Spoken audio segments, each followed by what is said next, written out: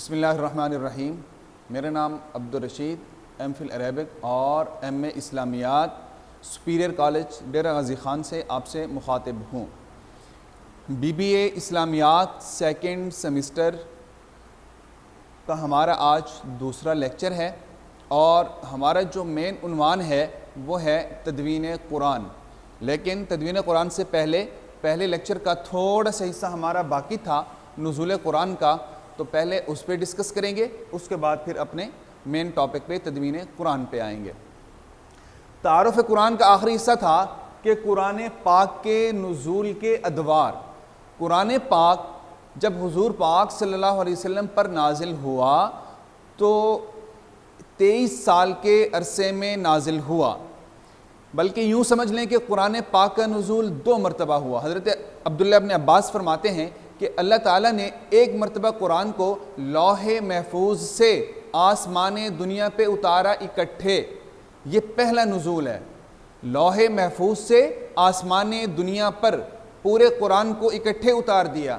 پھر دوسری مرتبہ اللہ تعالیٰ نے آسمان دنیا سے حضور پاک صلی اللہ علیہ وسلم کی ذات پر 23 سال کے مختصر سے عرصے میں آہستہ آہستہ بتدریج اتارا۔ تو گویا یہ 23 سال کا جو عرصہ ہے حضور پاک صلی اللہ علیہ وسلم کی نبوی زندگی ہے۔ اس نبوی زندگی میں حضور پاک صلی اللہ علیہ وسلم نے کچھ حصہ مکہ میں گزارا اور حضور پاک صلی اللہ علیہ وسلم نے کچھ حصہ مدینہ میں گزارا۔ اب جو حصہ حضور پاک صلی اللہ علیہ وسلم نے مکہ میں گزارا اس کو مکی دور کہا جاتا ہے، اور جو حصہ آپ نے اپنی زندگی کا مدینہ میں گزارا اس کو مدنی دور کہا جاتا ہے۔ گویا قرآن کے نزول کے اعتبار سے 2 ادوار ہیں، مکی دور، مدنی دور۔ اب مکی دور وہ دور ہوگا کہ جس میں حضور پاک صلی اللہ علیہ وسلم نے جو عرصہ مکہ میں رہے، یعنی دوسرے لفظوں میں ہجرت نبوی سے پہلے، نبوت کے بعد سے لے کر ہجرت نبوی، ہجرت مدینہ سے پہلے کا جو حصہ ہے، جو عرصہ ہے وہ مکی دور کہلاتا ہے، اور ہجرت مدینہ کے بعد سے لے کر حضور پاک صلی اللہ علیہ وسلم کی وفات تک کا جو عرصہ ہے یہ مدنی دور کہلاتا ہے۔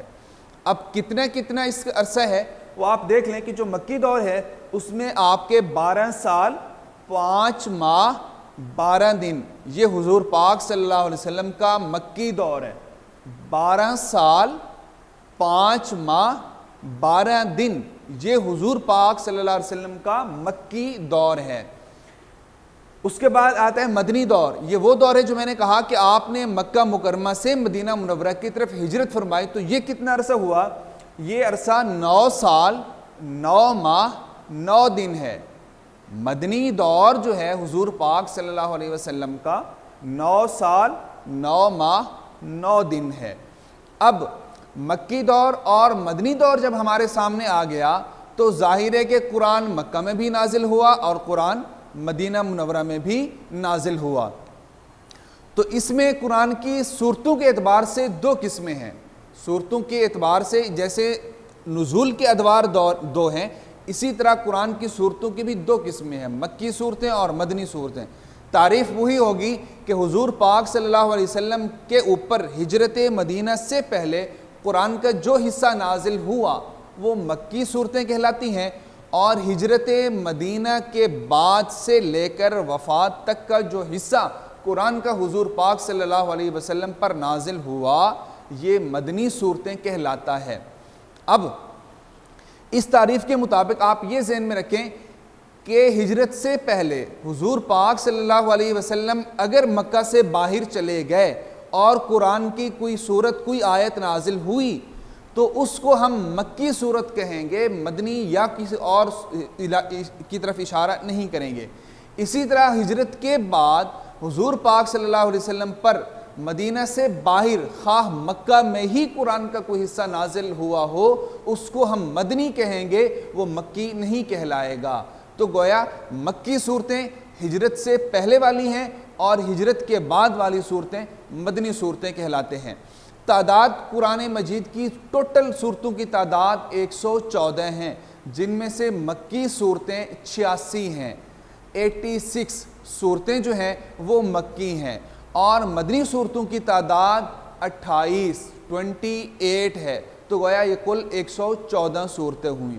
تو یہ تھا ہمارا تعارف قرآن کا کچھ حصہ جو ہم نے آپ کو جو ریمیننگ تھا وہ ہم نے آپ سے ڈسکس کر لیا ہے۔ آگے جو ہے ہمارا مین ٹاپک جو ہے وہ ہے تدوین قرآن۔ تدوین قرآن کو سب سے پہلے یہ دیکھیں کہ تدوین قرآن ہے کیا چیز، تدوین کس سے کہتے ہیں، تدوین کا معنی کیا ہے، تدوین کا مطلب کیا ہے، تدوین کا مفہوم کیا ہے۔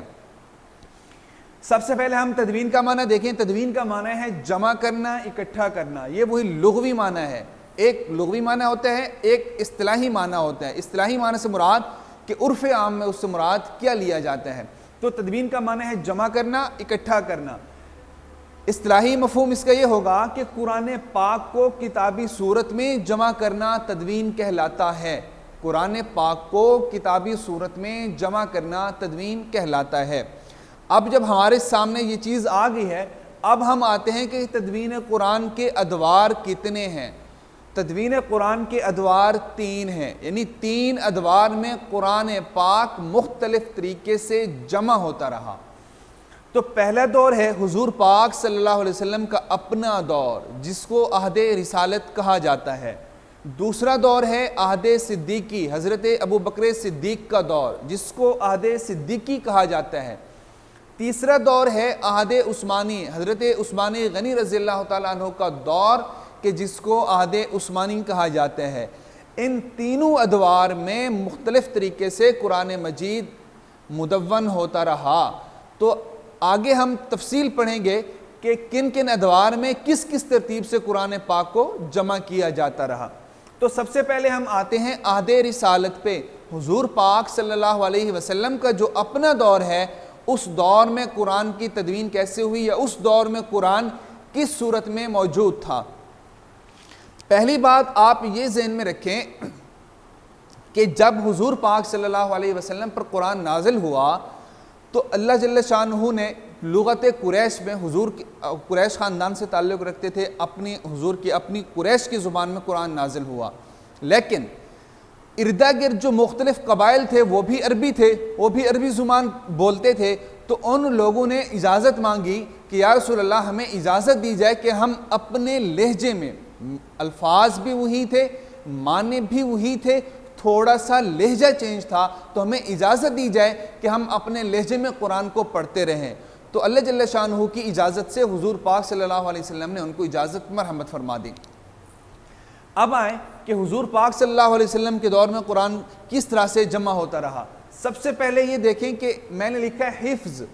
حضور پاک صلی اللہ علیہ وسلم کے اوپر جب قرآن پاک نازل ہوتا تھا تو حضور پاک صلی اللہ علیہ وسلم اس کو پڑھتے اور صحابہ اکرام اس کو حفظ کر لیتے تھے، یاد کر لیتے تھے۔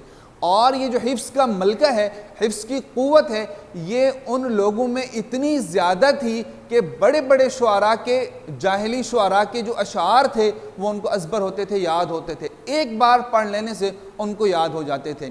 تو گیا کسی چیز کو وہ نظروں کے سامنے دیکھ لیتے تو ان کو یاد ہو جاتی تھی۔ جب اسلام آیا، جب حضور پاک صلی اللہ علیہ وسلم کی ذات دین لے کے آئے، تو اس وقت صحابہ اکرام کے دلوں میں حضور کی بھی محبت تھی، اللہ کی بھی محبت تھی، قرآن کی بھی محبت تھی۔ تو جب قرآن نازل ہوا تو صحابہ اکرام جو بھی حضور سے آیت سنتے، کوئی سورت سنتے تو فوراً اس کو حفظ کر لیتے تھے۔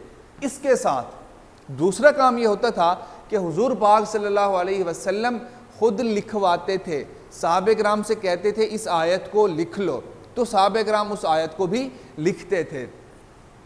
تو اب کس چیز پہ لکھتے تھے؟ کتابت کی اشیاء کیا تھیں؟ کون سی چیزیں تھیں جن پہ قرآن پاک کو لکھا جاتا تھا؟ کاغذ تو تھا نہیں اس وقت۔ تو حضور کے دور میں کتابت کی جو اشیاء تھیں وہ چمڑا تھا، اونٹ کے شانے کی ہڈی تھی، پتھر کی بڑی بڑے اینٹیں سیلیں تھیں، اور کھجور کے پتے تھے، اسیب تھی، جس پہ قرآن پاک کی آیات اور صورتوں کو لکھا جاتا رہا۔ پھر حضور پاک صلی اللہ علیہ وسلم کے حکم سے مسجد نبوی میں ایک جگہ متعین کر دی گئی تھی کہ جب بھی قرآن کا جو حصہ نازل ہوتا اس کو لکھ لیا جاتا، لکھنے کے بعد اس کو اس مخصوص جگہ پہ رکھ دیا جاتا تھا۔ تو یہ حضور پاک صلی اللہ علیہ وسلم کے دور میں کتابت قرآن کا، یا تدوین، دوسرے لفظوں میں تدوین قرآن کا اہتمام تھا۔ پھر حضور پاک صلی اللہ علیہ وسلم نے مخصوص افراد کو جو لکھنا پڑھنا جانتے تھے ان کو کتابت وحی پہ مامور فرمایا کہ جی ان کے ذمہ لگا دیا کہ آپ نے کتاب وحی کو لکھنا ہے، تو ان کو کاتبین وحی کہا جاتا ہے۔ جو وحی کو لکھتے تھے، قرآن کو لکھتے تھے، ان کو کاتبین وحی کہا جاتا ہے۔ اب ان کاتبین وحی کی تعداد مختلف ہے، اور بعض لوگ کہتے ہیں کہ 40 تک ان کی تعداد تھی۔ ان میں خلفائے راشدین حضرت ابو بکر، عمر، عثمان، علی اور حضرت زید بن ثابت، حضرت امیر معاویہ وغیرہ دیگر صحابہ اس میں شامل تھے۔ تو یہ حضور پاک صلی اللہ علیہ وسلم کا اپنا دور تھا۔ اب آتے ہیں ہم دوسرے دور میں، عہد صدیقی میں، کہ عہد صدیقی میں قرآن پاک مزید جو ہے مدون ہوا، کتابی صورت میں ہمارے سامنے جمع ہوا۔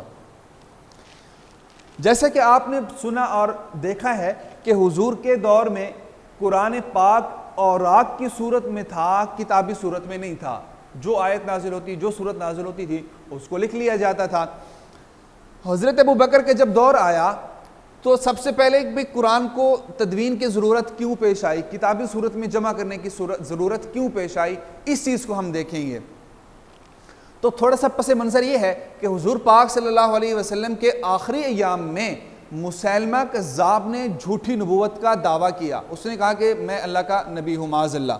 تو حضور پاک صلی اللہ علیہ وسلم نے اس کی سرکوبی کے لیے ایک لشکر روانہ فرمایا۔ تو وہ لشکر کچھ مقام تک چلا تو ان کو اطلاع ملی کہ حضور پاک صلی اللہ علیہ وسلم کی طبیعت زیادہ خراب ہو گئی، تو وہ واپس آ گئے۔ تو یہاں تک کہ وہ واپس رہے، حضور پاک صلی اللہ علیہ وسلم کا وصال ہو گیا۔ تو حضور کے وصال کے بعد حضرت ابو بکر نے اس قافلے کو، اس لشکر کو روانہ فرمایا جو حضرت اسامہ بن زید کی سرکردگی میں تھا کہ جی آپ جائیں مسیلمہ کذاب کے خلاف جنگ لڑیں۔